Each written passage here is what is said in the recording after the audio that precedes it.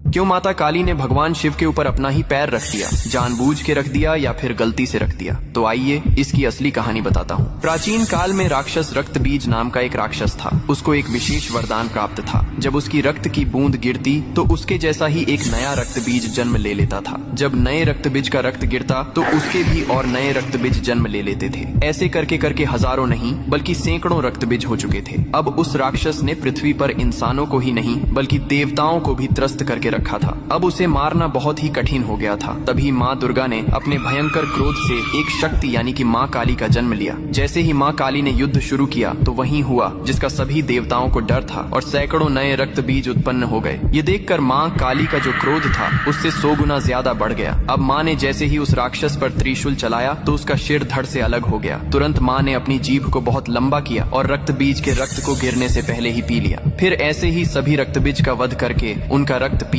कर उनका क्रोध अब 100 गुना से 200 गुना बढ़ गया था। धरती कांपने लगी थी, समुद्र मथने लगे थे, देवता भयभीत होकर इधर उधर भागने लगे थे। तब देवताओं ने भगवान शिव से प्रार्थना की, हे महादेव, आप ही माता काली के संताप को शांत कर सकते हैं। शिव ने देवताओं की पुकार सुनी और माँ काली के सामने युद्ध भूमि में पहुंच गए। लेकिन माँ अपने तांडव में इतनी लीन थीं कि उन्होंने शिव को भी नहीं देखा। तभी भगवान शिव ने स्वयं माता के चरणों में लेट गए। जैसे ही माँ काली का पैर अनजाने में शिव के सीने पर पड़ा, तुरंत उनका क्रोध शांत हो गया। उन्होंने नीचे देखा तो अपने प्रिय पति शिव थे। यह देखकर उनकी जीभ शर्मिंदगी से बाहर निकल आई। इसके बाद शिव ने मुस्कुराते हुए कहा, हे माँ, तुम्हारा यह रूप सृष्टि के संतुलन के लिए था, लेकिन यह रूप अब धरती पर बहुत धाम धूम से पूजा जाएगा। यही कारण है कि तस्वीर में और मूर्तियों में माँ काली को शिवजी पर खड़े हुए दिखाया जाता है, जो बहुत ही शुभ माना जाता है।